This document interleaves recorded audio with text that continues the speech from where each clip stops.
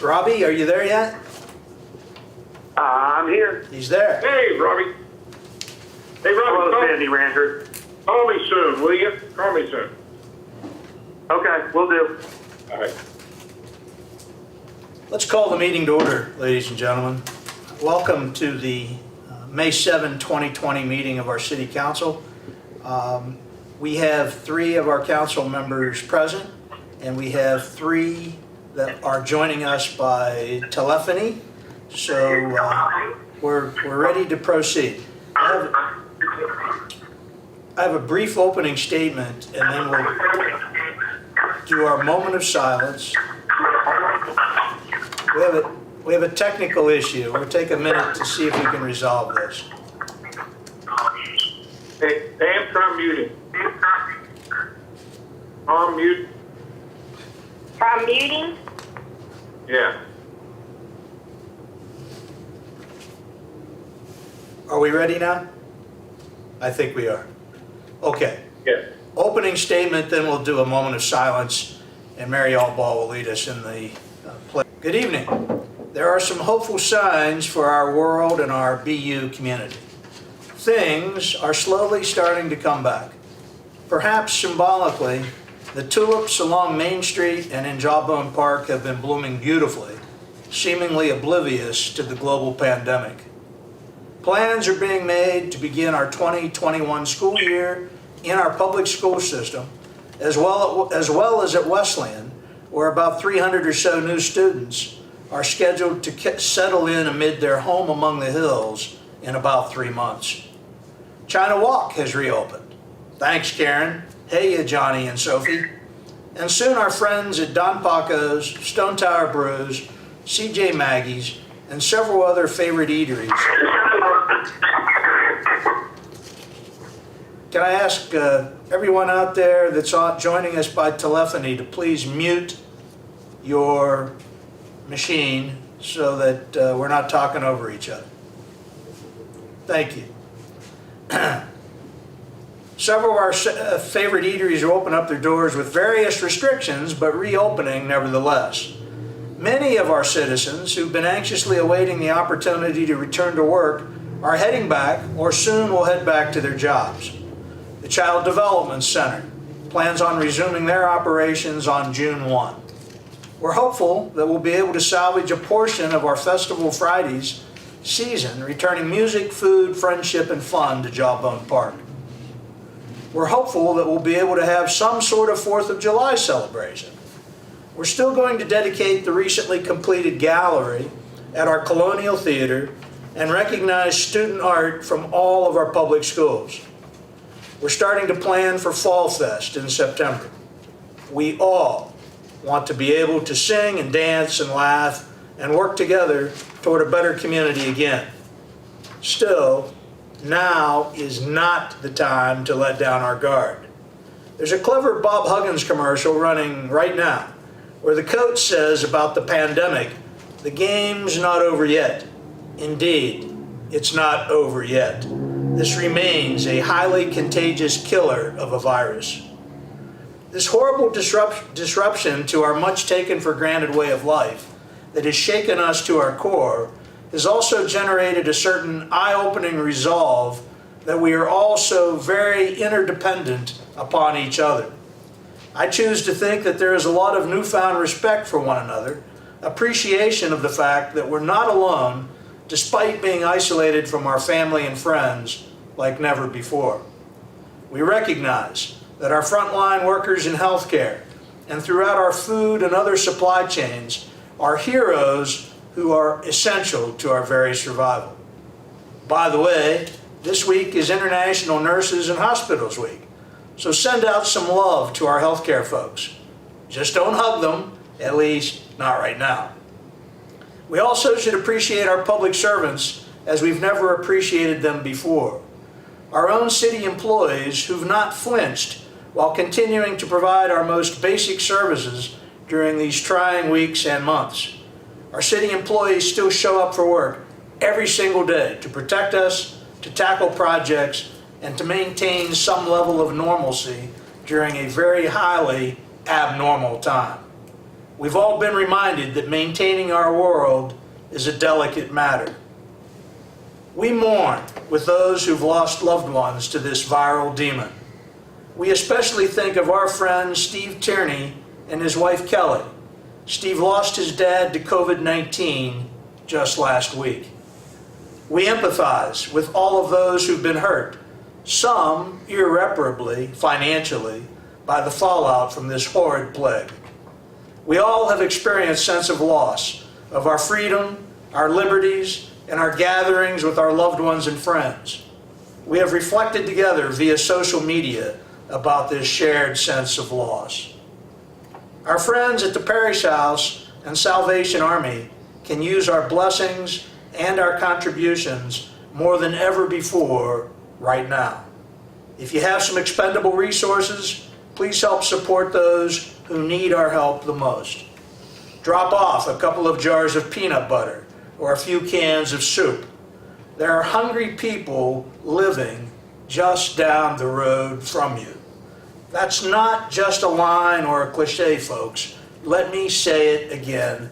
There are hungry people living just down the road from you. Please help if you can. We are slowly trying to emerge from this dark, challenging period. To be sure, Buckhannon's best days are ahead of us. Still, in the coming weeks, we must remain vigilant.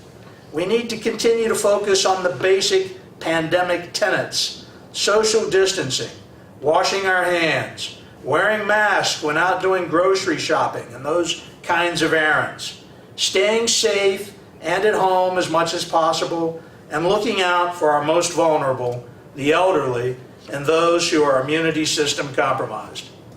Please do these basic things, not just for ourselves, but for our fellow citizens who may be more susceptible to this virus that we know will linger on at some level until we're all vaccinated. Bless the scientists who are working night and day to cure us of this plague and the misery that accompanies it. We need to embrace the science behind this pandemic.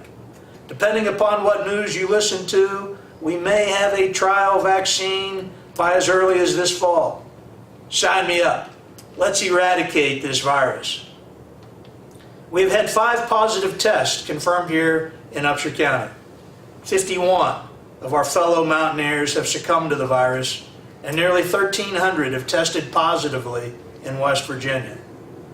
As of this evening, more than 75,000 Americans have now died from COVID-19, and the total number of Americans who've contracted the disease has eclipsed 1.25 million, while approaching 4 million cases worldwide.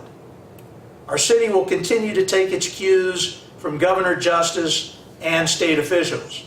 In the weeks ahead, we'll carefully consider measures to safely reopen City Hall, our public parks, the Stockert Youth and Community Center, and the Gibson Library.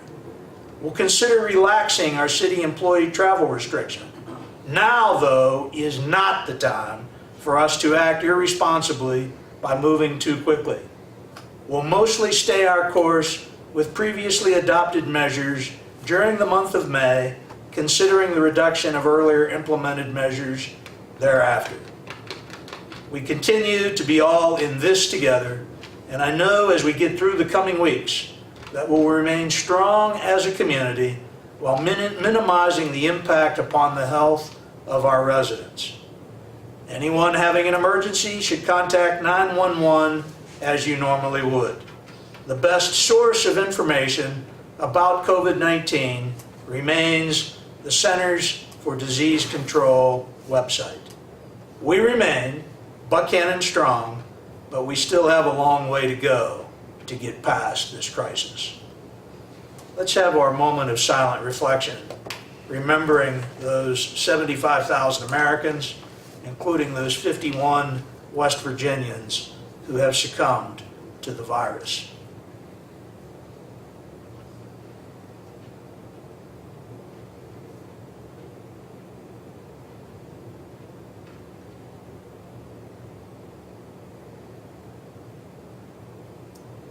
Thank you very much. And Council Lady Altball, will you please do our honors? Yes.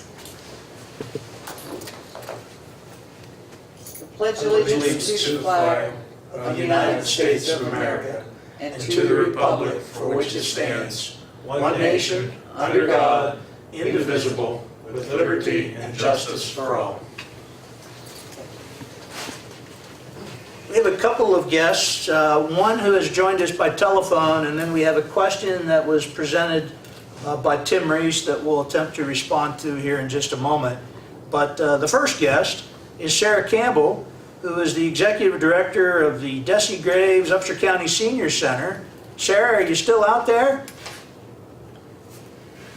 I'm still here, Mayor. Thank you guys for having me virtually with you guys tonight. So, as some of you may know, May is what we call Older Americans Month, and it is a time that we are able to celebrate the contributions of older adults to our communities and in our lives. And I think personally that the fact that May is Older Americans Month is a blessing during this time, especially because the Association for Community Living has chosen our theme this year to be Make Your Mark. And so the theme of this year really focuses on us sharing the marks that older adults have left in our lives and in our communities and celebrating those. And so though we can't celebrate together with our seniors in person this month, we are doing a lot of things to try to bring the stories that people have together and to light. And so we are going to be doing a lot of virtual things through Facebook, sharing stories, sharing posts. We have put out a survey today on our Facebook page asking people to send us stories that they want to share of things that someone has, said to them or advice they've given in their lives that's really impacted them, or for our older adults to share stories of things that happened in their lives, whether that's reminiscing of something in the past, something that we might not have been able to experience, or something that's happened recently. That survey also has questions asking seniors or older adults to share advice, and there's some specific questions there. And we're also asking if they're able to submit a photo with that. And so we're hoping to be able to highlight at least one or two individuals a week. Hopefully we'll have enough to do that every day and share their advice and share their stories and continue to put that out there. But people can also be sharing things through social media using the hashtag Make Your Mark and hashtag Older Americans Month 2020 if they would like to share things or post photos of them with older adults and their families and celebrating those things.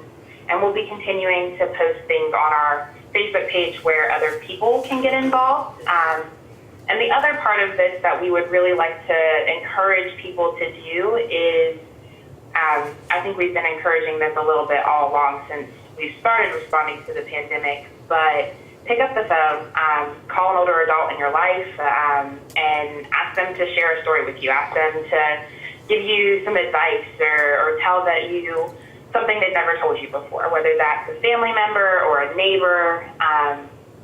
We might be apart physically, but we're still able to be connected, and that's really what Older Americans Month is all about.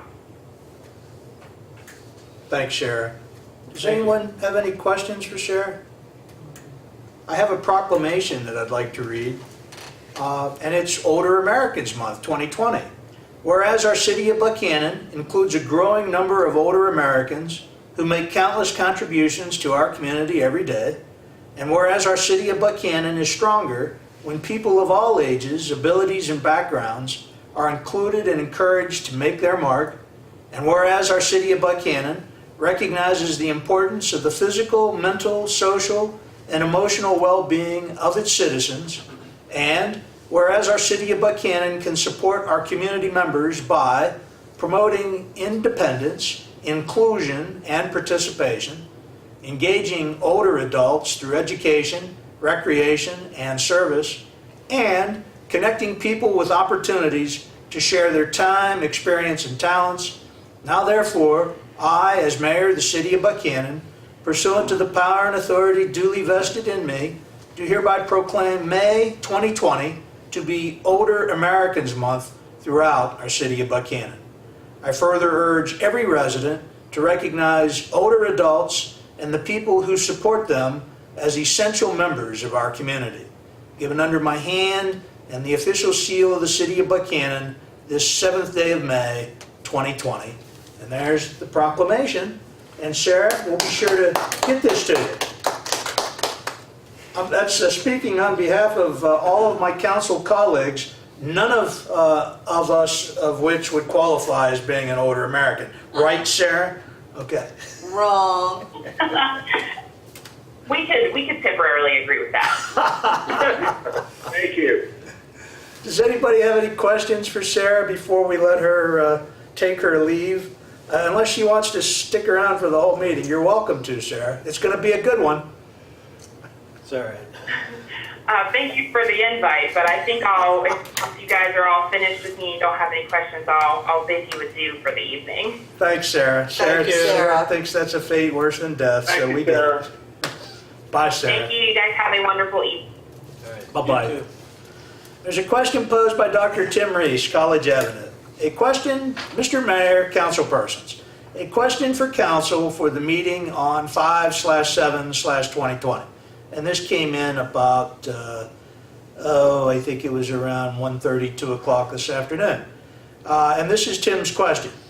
With consideration to the predicted fall wave of a COVID-19 infection, and with the announcement that WVWC will be welcoming the fall attendance by students this year, are there any actions being discussed within the WVWC administration or our council regarding social distancing, group sizes, dorm occupation procedures, house parties, or possibly a curfew with regard to this population infusion?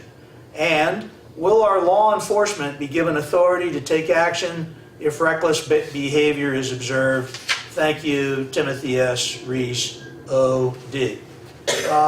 Let me first observe that I believe I'm correct in saying that Wesleyan was the very first college in West Virginia to close its doors when the pandemic first started back in March.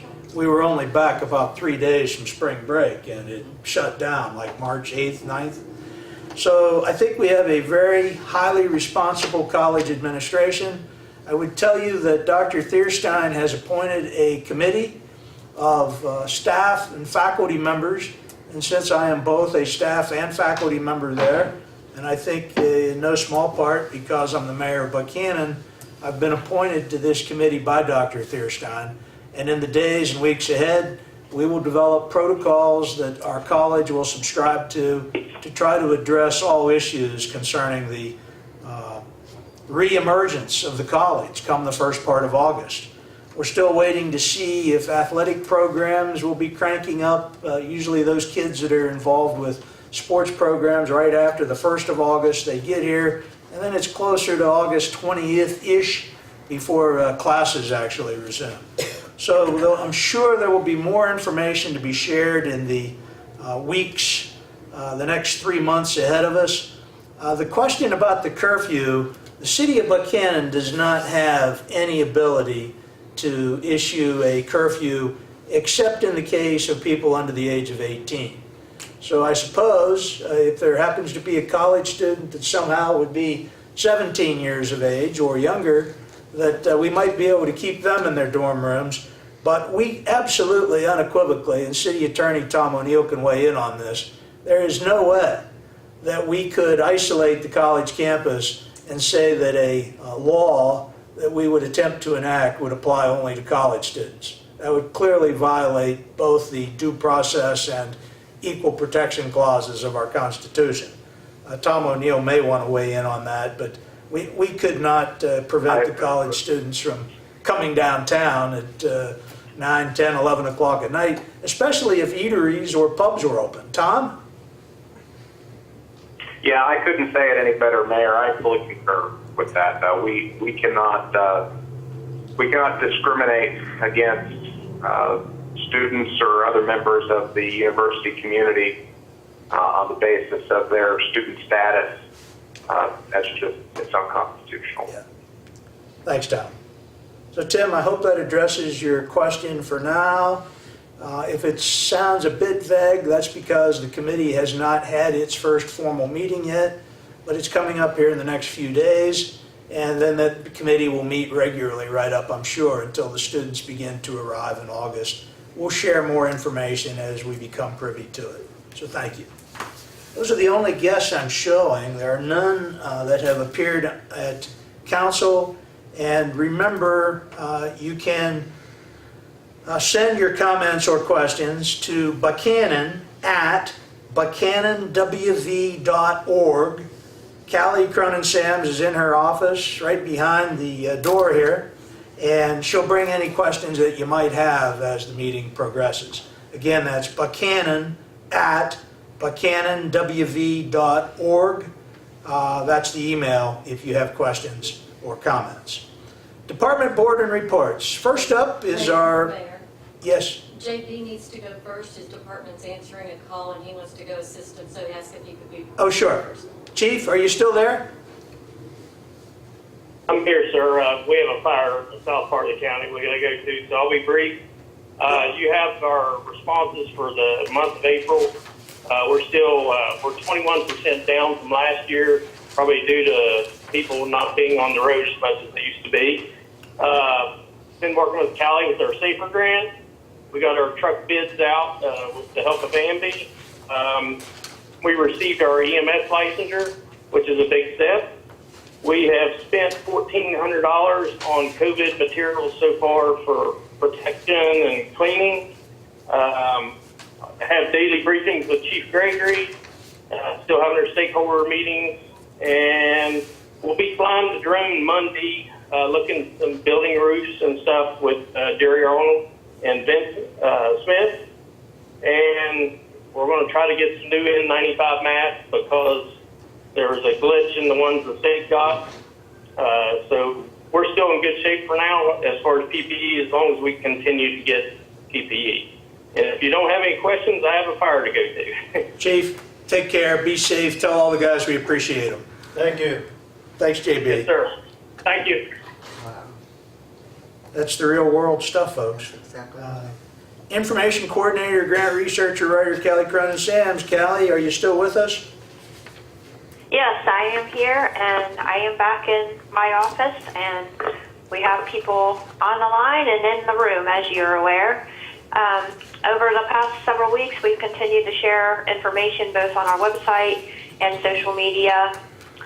Most recently, of course, we shared the good news about the Citizens Bank incredible gift of $100,000 toward Stockard Youth and Community Center's capital campaign, and the Citizens Bank Arena, newly minted. We also shared the sign that was put up and thanking our sewer department staff and board and everyone, engineers, everyone that's been involved in that project out on 33. And sharing information about this week, there was a canned good drive at the middle school, shared that information. And let's see, there's been a safari hunt going on for kids, so make sure you remember to put animals up in your window. If you have kids, take them around.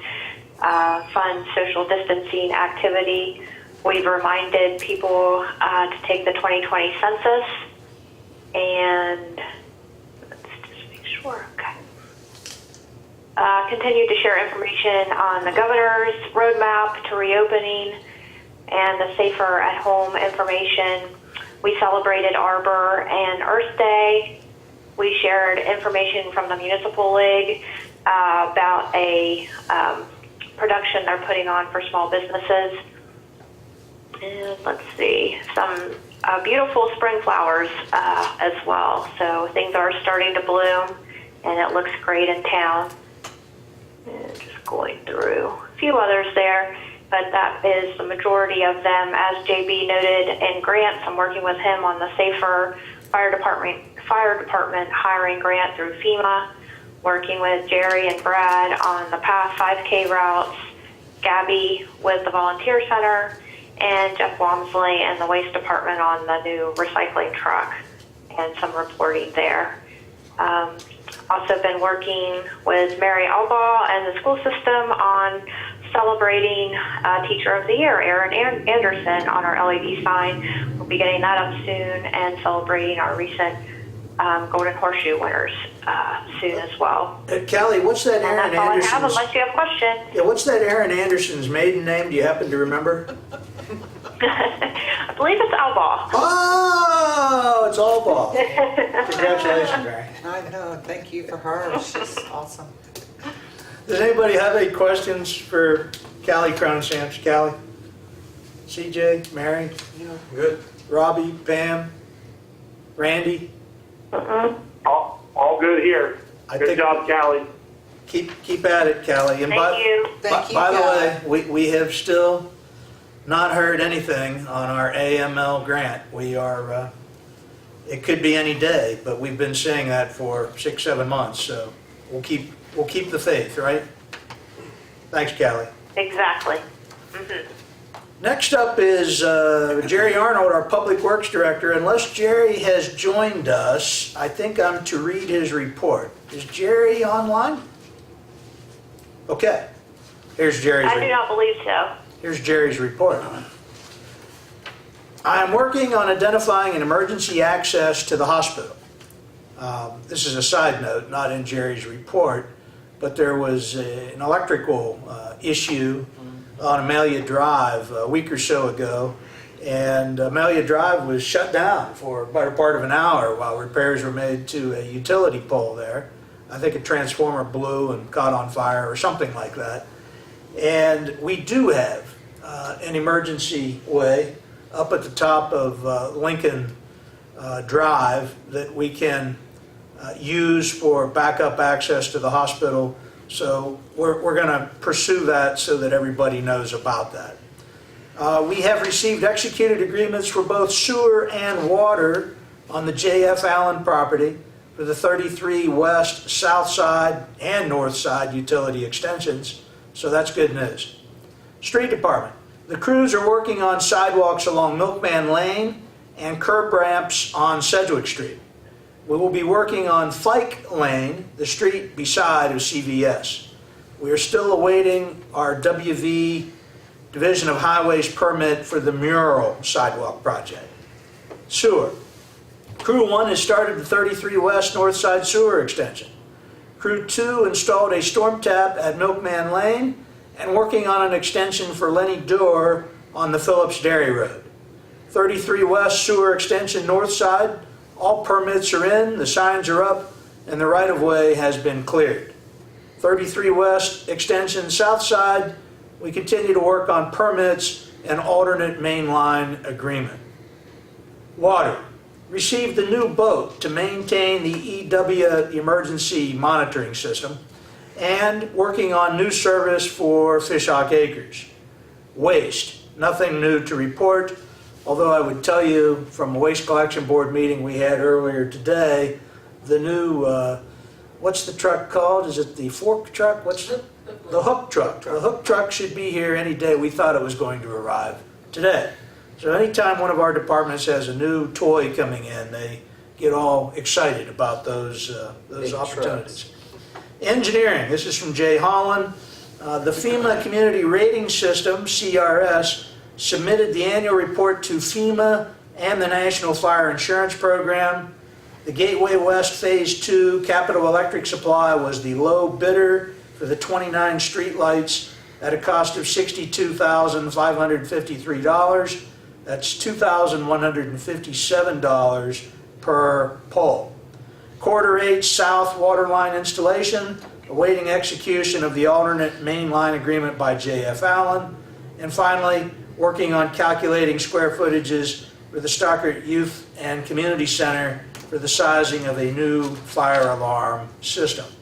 I don't think Jerry would mind me adding that some folks, one of my old students who's a colleague now at the college, Jonathan Andrew, messaged me a couple of days ago about the excitement of the sewer project out on 33 West and said, while you're working out there, could you consider extending a walking trail out through there? So Jerry and his guys are evaluating that to see if we could extend a bike cycling trail out on the 33 West area. We own that property, it's not just a right-of-way. And another gentleman stopped and asked, and I've already discussed it with Jerry, about the post office parking lot, that it could be illuminated better, and just give us a little time as part of the new streetscape for South Spring Street. New period lighting will be installed down across the street from the post office. So that lighting problem will be fixed. That's it for Jerry's report. If anybody has any questions, I could give it the old college try, but it is what it is. Does anybody have any questions for Jerry's report? Finance Director, Amby Jenkins. Amby, how's it going? We're doing pretty good. Amby says we're doing pretty good. I might note, I heard that Jay did the annual community rating systems report, and I just want to, kind of add to that the citizens get a 10% reduction in their insurance rates for flood insurance because we do that annual report and the exercises that have to go with that every year. And thank goodness I used to do that. Jay's doing it. I'm glad he is. It's a lot of work throughout the year. That's great. Okay, so I'm going to give you the bank balances for April 30th. General fund, $945,251, and the CD remains at $84,557. Coal tax, $62,449. Municipal stabilization, $514,000. Flood control, $9,383. And then you have the new sales tax fund. We got our first deposit in there, as you all well know, $231,250. And that was at the end of April, so keep in mind in May, then we use some of those funds for the purchase of Madison Street, and that'll be on your May report. General fund revenues for April were $374,878, and expenses were $276,565, so that's $98,313 more in revenues and expenses. Invoices worth noting for April was $5,559 was spent for the fire alarm system at the theater, $2,950 for a storage unit for the police department to put items inside. It's an outside storage unit that locks up. Then I thought I'd just give you some general comments actually pertaining to the operations in reviewing the February, March, April finances as we've gone from pre-COVID to post-COVID. We have noticed a drop in the commercial water consumption from March to April. Makes sense. We had commercial customers that had to stop services. Hotel motel revenues were already dropping from January through, and they continued to drop through March and April.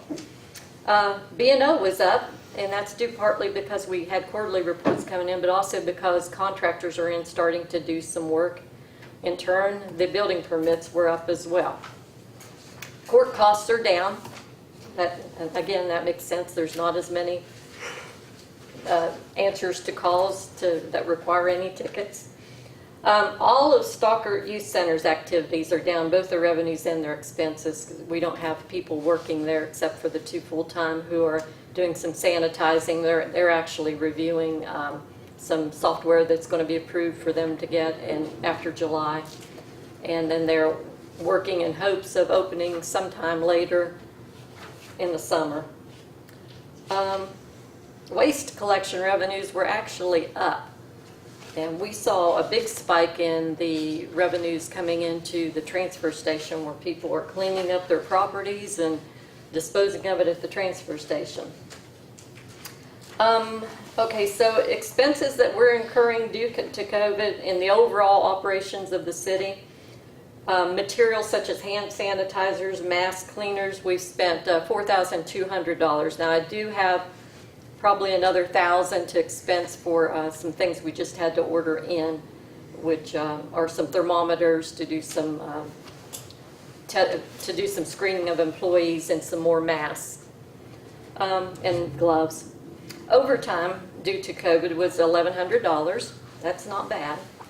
Now, however, the rotated time, and I kept track of this because we were having people working and rotating.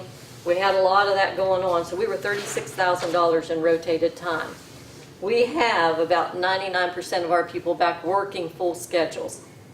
We've managed to modify our operations to keep people separate, so we have all of our people back working regular hours in a safe atmosphere.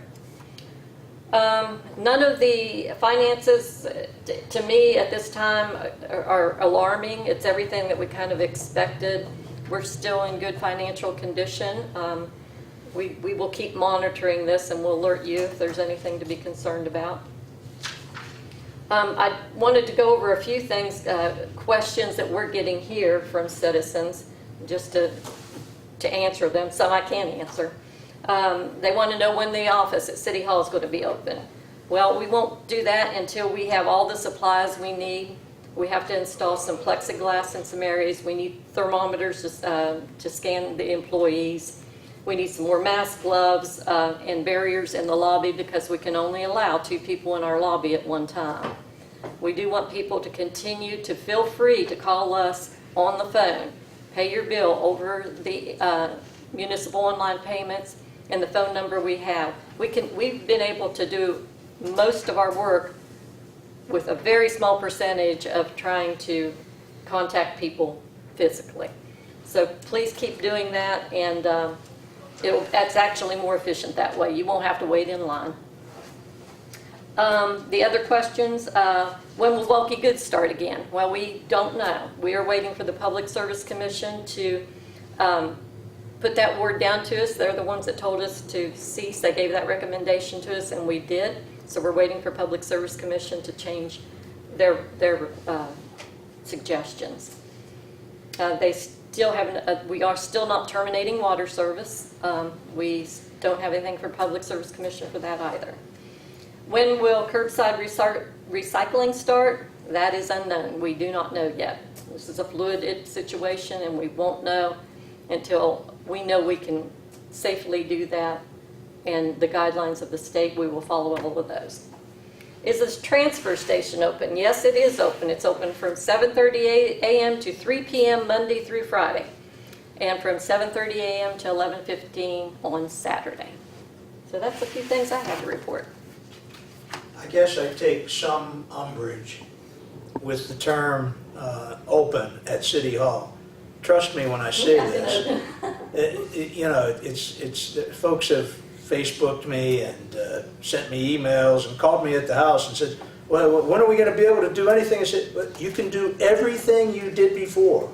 Everything. You can sign up for utilities. You can pay your parking ticket. Yeah, whatever it was that you did before, we still have a full staff here. So City Hall is not closed. City Hall is just not receiving folks in the lobby. It's for your protection that we're operating this way. And we will be taking steps here in the coming weeks to try to return to some level of normalcy, as Amby indicated. 304-472-1651, 304-472-1430. You can get hold of us. There you go, 1651 and 1430? Yes. Are there any questions for Amby? Amby, tell all the gals out front we appreciate them. And when we talk about... I got a question. Yes. A question came in from Tim Reese. Okay. Is there a timeline for resuming curbside recycling? I just answered that, and I didn't know if he caught that or not. We do not know yet. We are still waiting to see what happens with bulky goods through Public Service Commission. We will let you know as soon as we can start picking up the curbside recycling. Very good. Any other questions for Amby? Thanks, Amby. Appreciate you. Tom O'Neill, our city attorney. Tom, what do you got for us? Well, Mayor, thanks, and thank you to everyone that's participating in the meeting on social distancing.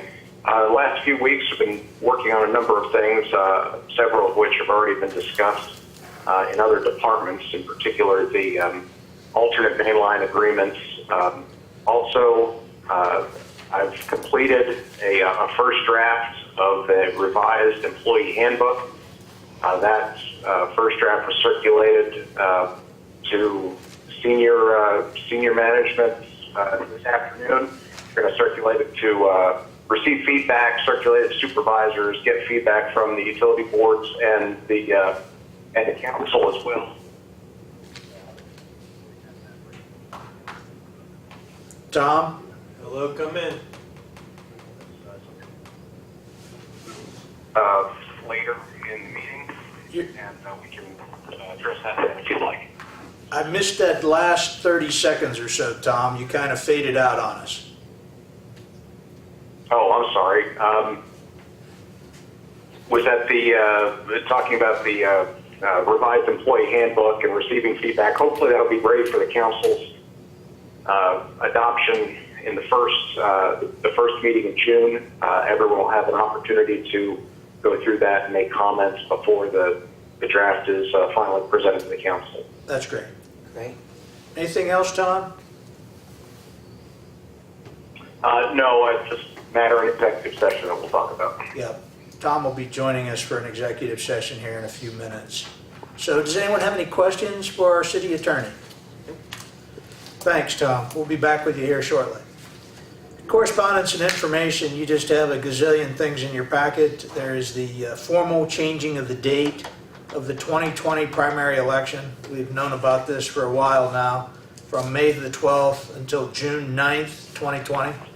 There's the mayor's remarks for National Arbor Day that was on April 24th, and on Earth Day, which was April 22nd.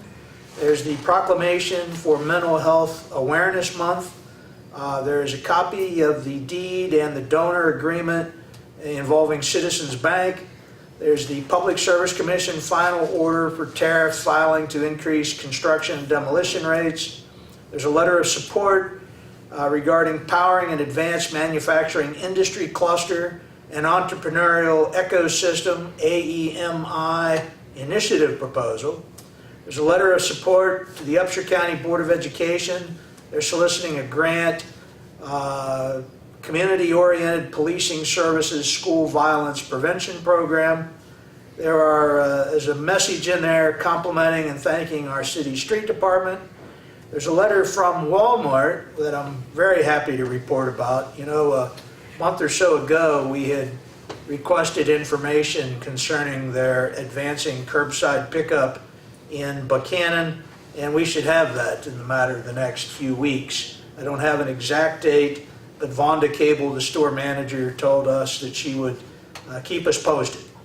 There's a Walgreens zoning form that goes to the Alcohol Beverage Control Commission. There's a fire department license, Office of Emergency Medical Services, Fire Department Rapid Response ALS BLS. Don't ask me what ALS BLS stands for. There's a notice of accepting sealed bids, one new rescue fire pumper apparatus truck, and finally there is the annual contribution of our friends up the street at the Upshur County Commission of $25,000. Is that right? Yeah, they contribute $25,000 every year towards Stalker Youth Center, and this they've identified as going to the capital campaign this year. Okay, so $25,000 this year is going to the capital campaign as opposed to general operations? That's correct. Okay. All right. Consent agenda consists of 3 items. The approval of the minutes of our regular meeting on April 16th, the approval of the minutes of the emergency meeting on April 16th, and the approval of the special meeting in which we laid the levy and adopted other emergency measures on April 21st. There's the approval of the building and wiring permits and the approval of the payment of the general fund bills. I would entertain a motion that we approve our consent agenda. So moved. Second. I have a motion by Mr. Rylands and a second by Mrs. Albaugh. Is there any discussion on the motion? If not, I'll call for the question. All those in favor of the motion, please signify by saying aye. Aye. Aye. Aye. I I think I heard Mr. Skinner and Mrs. Bucklow. Mr. Sanders? Aye. That makes it unanimous. We have 6 ayes. Mr. Thomas is absent, but we have 6 ayes. Okay, strategic matters. First, the approval of the bid opening results for the Gateway West Phase 2 streetlight pole assemblies and globes. That was referenced, I believe, and correct me if I'm wrong, Amby, during Jay Holland's remarks that Jerry had included in his report. Is that right? Yes, the Yeah. bid was $62,553 from Capital Electric Supply, Cumberland, Maryland. We only got one bid. One bid, $62,553. That's approximately within what Jay had budgeted for the project. I would entertain a motion that we accept that singular and thus low bid. So moved. I have a motion by Albaugh, a second by Rylands. Is there any discussion on the motion? I'll call for the question. All those in favor of the motion, please signify by saying aye. Aye. Aye. Aye. That makes it unanimous. Yeah. We have 6 ayes. Mr. Thomas is absent this evening. F2, discussion regarding revised City of Buckhannon Employee Handbook. Does anyone have any questions for Tom? We are not prepared to take action on this tonight, but if you thought of any questions for Tom, now would be the time to ask them. Okay. Maybe, Mayor, I could go through just some of the topics that are subject to revisions and Yeah, go ahead, Tom. some clarifications. Sure. In the draft, I did a few things.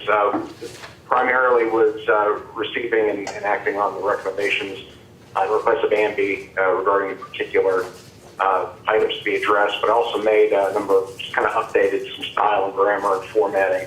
There were some changes to the retirement section clarifying who participates in Tier 1 versus Tier 2 public retirement.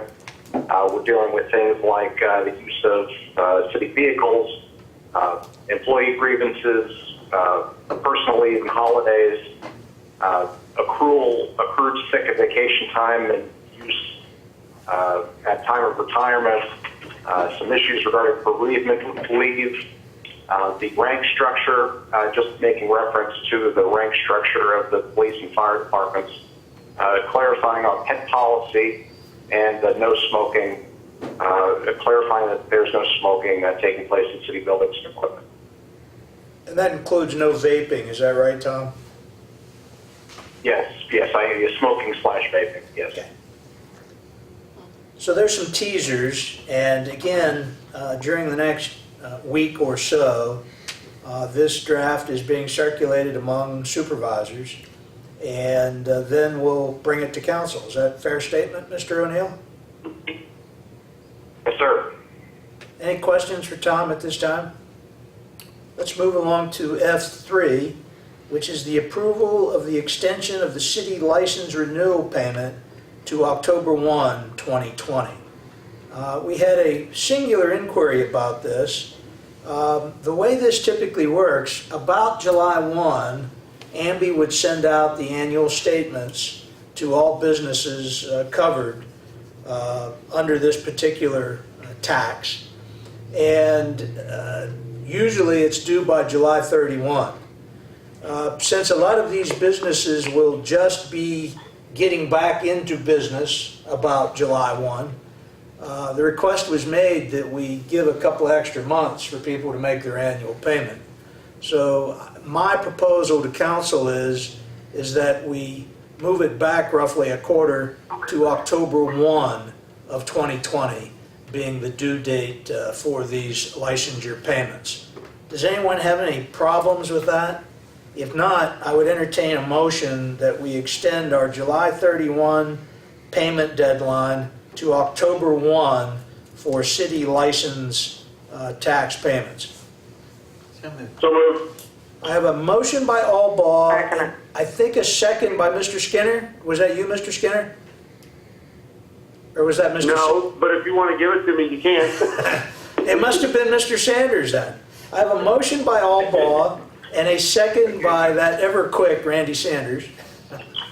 Is there any discussion on the motion? You don't know how weird this is, this cavernous city council chambers, and there's only 3 people out here to look at. So, but there's a lot of important stuff going on here, though, folks. So we have a motion and a second. If there's no discussion, I'll call for the question. All those in favor of the motion, please signify by saying aye. Aye. Aye. I think I heard it unanimous. Yep. Measure carries unanimously.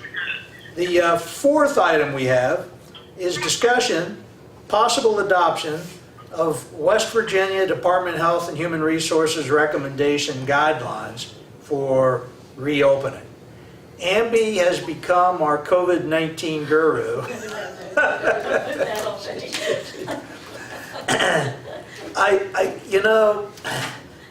I think the adjective of the night that Amby used, and you've heard me use a number of times in the last couple of months, this is a highly, very liquid situation. It changes day to day. And there are new things being pronounced by the governor and his staff at every news conference, every day. So if everybody's good, we're just going to follow along with the state.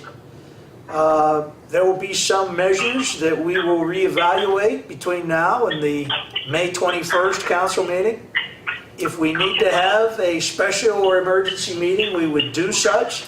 Otherwise, we'll just plan on talking more about the measures at the May 21st meeting. Are we good with that, guys? Yes. I am. All right. F5, appointment to the Municipal Building Commission. I had a name that I was prepared to advance, and I was told that that person, now in retirement, would prefer not to serve.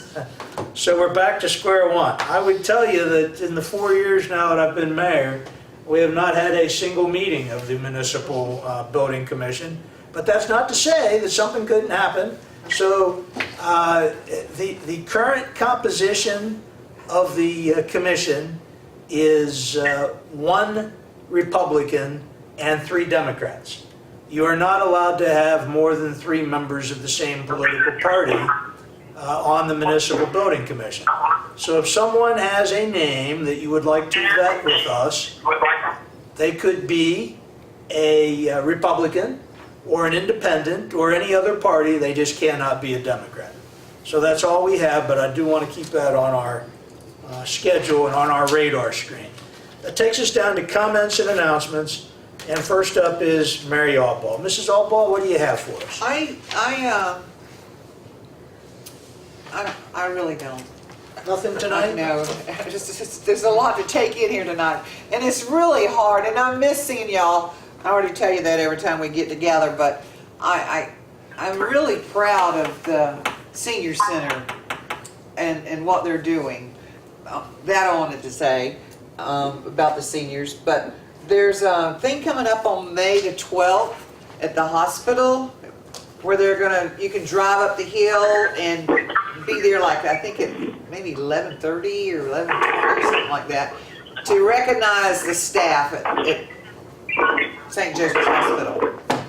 It was in the paper too, and Lisa Horton told me about it. And Honk your horn and wave. yeah, like the teachers came through the neighborhood and just honked it and blew the horns and flags. May 12th. Yeah, May 12th. So if anybody's interested in doing that, That would be next Tuesday. yes. And you think it's at 11:30? I think they're gonna gather or line up out there in the parking lot. There you go. If we learn more about this event, we'll share it. That's the first I've heard about this. Really? Yeah, I'm out of the loop. Thanks, Mary. Okay. Pam Bucklew, what do you have for us, Pam? Well, the only thing I can say is as things are starting to lift, all still need to be very, very cautious. And I'm encouraging people to still wear masks out for everything. Yep. And don't take for granted that it's not out there, that it's still not happening to people. And we just need to all be safe. Absolutely. What's up, Pam? What's up? You know, Pam, along that line, I've been out to I've been trying to minimize the Walmart visits. Sunday was the first time in 10 days I'd been out there, and I wore my mask, and I felt a little dopey getting out of the car and putting my mask on, but every single staffer at Walmart wears a mask, and I'll bet you 3 out of 4 people, Absolutely. 3 out of 4 people who were shopping at Walmart had their masks on. So it's, Yep. you know, it's cool to wear a mask. Like, you know, I was allowed to start back working this week, and of course I'm doing all the precautions I have to. Yeah. And everybody has done exactly what I've asked them to when they come into the shop. That's great. And I'm very proud of people for trying to do the right thing. It's part of Buckhannon Strong, right? Yes. Mr. Rylands, what do you have for us? I wanted to thank the Upshur County Commission for their ongoing support of Stockard Youth Center. And I wanted to thank Citizens Bank for their very generous donation and support of Stockard Youth. And citizens, ever since they first came to town, have been very intentional in their actions to engage and support our community. And this is the icing on the cake of that. I mean, this changes a lot of things. I think it supports our grant application and supports the final construction of a nice building there for our community. So, thank you. Anything else, CJ? That's it. Thank you. Mr. Skinner. I just heard from Renee Preston, who texted me and is out there watching the council meeting online. She is an independent and would be happy to serve on the commission if that's something you want to knock out. We can return to F5, and I would entertain a motion that we approve Renee Preston to serve on our Municipal Building Commission. So moved. I have a motion by Rylands. Can I have a second to his motion? Second. I have a second by Albaugh. Is there any discussion on the motion? I hope this isn't one of Renee's friends pulling a joke on her. All those in favor of the motion, please signify by saying aye. Aye. Those opposed, like sign. Aye. Motion carries unanimously. That was easy. Thank you, Robin. Thank you very much. Thank you, Renee. Yes. Now, what else you got? What else you got for us? Renee, no good deed goes unpunished. That's right. Well, she must have heard me say they haven't met in 4 years, so. Oh, that's what. I want to be on a board like that. What else you got for us, Robbie? I just echo what others have said.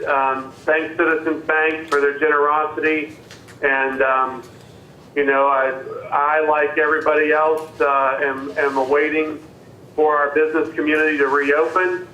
It's good to see businesses like Andrek Jewelry Store and the Main Street Antiques opening back up across the street from the office this week. Petite is getting their window ready and some new inventory to set up shop. The Social is back open from their hiatus. So, you know, it's good to see the businesses coming back to life. And, you know, I know that we as the Buckhannon community will absolutely rally around them and help them, you know, get on their feet and stay with us a long time. So I'm hopeful, and I just hope everybody continues to be intelligent and stay healthy. There was a rumor circulating that a guy that looked a lot like Councilor Skinner was out helping put up the vinyl on the street signs. Do you know who that guy was? I don't know. I told Jerry. I said, you know, I'm 6 foot 4 inches tall. I could do this stuff without a stepladder, and I've known every street in town since I was 5 years old. So give me the signs. I'll be happy to do them. That's good work. He did. Yeah, don't ever ask that guy if you want him help with work, because he'll give you something to do every time. Mr. Thomas is not That here. is true. Mr. Sanders, you are here. I am here. What do you got for us? here through the virtue of GoToMeeting, thanks to Callie from Sam's. So Glad to be a part of the meeting and just proud of Buckhannon. Buckhannon strong indeed. We're coming back. Just ask everyone, as everyone else has said, to continue to be cautious. Take all the care. Wear the mask at Walmart and Kroger and into the stores that are reopening. Be courteous to others by wearing the mask. That's the big thing. You're not doing it for yourself. You're really doing it for other people. And I think it's important to remember that. So let's just keep everything moving in the right direction. Thank you. Thanks, Randy. Appreciate you. Just a few wrap-up things. Again, I want to reiterate that Earth is moving on both the north and south sides of 33 West. That is huge. Expansion of water and sewer to an area that has not been serviced with utilities previous to this. It opens up a whole new peninsula for development to our immediate west that will ultimately benefit our community. So hats off to our water and sewer departments and the partnership that we have forged with J.F. Allen to realize these improvements. A couple of things out of the Waste Collection Board meeting that I want to mention to you. There is a paper shredding event, and I believe this is going to take place in the Walmart parking lot on September 12th. I think that is a Saturday from 9 to 12. Saturday, September 12th from 9 a.m. till noon in the Walmart parking lot. And we'll get Callie to put it up on our website too to remind folks about that. And coming up even sooner than that, the first Saturday in June is Tire Amnesty Day. Normally the waste collection folks would charge when you bring tires out to the transfer station, but on the first Saturday of June, if you have some old tires that you want to take out to the transfer station, you can do it for free. So there you have it. And the last comment, I'll echo the remarks of others that the gift of $100,000 from Citizens Bank really is a major shot in the arm with our capital campaign. That put us to $440,000, and now with the County Commission's designation of another 25, that takes us to $465,000. We're getting very close to that $500,000 mark. As I mentioned earlier, we still haven't heard anything from Governor Justice on the AML grant, but I have prepared a letter that has been sent out to a few folks for possible edits. We'd like to get that out tomorrow, asking the governor to approve our $3.8 million AML grant. Keep our fingers collectively crossed. Council, I would entertain a motion that we adjourn into an executive session. This would be just for members of council, for Amby Jenkins's participation, and our city attorney Tom O'Neill's participation. It is to discuss a singular personnel matter pursuant to West Virginia Code, Chapter 6, Article 9A, Section 4. It is informational only. There will be no action taken. May I have a motion to adjourn into executive session? So moved. I have a motion by Mrs. Albaugh. May I have a second to her motion? Second. Was that you, Mr. Sanders? Yeah. I have a motion by Albaugh, second by Sanders. Is there any discussion on the motion? If not, I'll call for the question. All those in favor of adjourning into executive session, and then we will adjourn thereafter, please signify by saying aye. Aye. Aye. Aye. Those opposed, like sign. Motion carries. We'll see everybody back on May 21st. Thank you very much.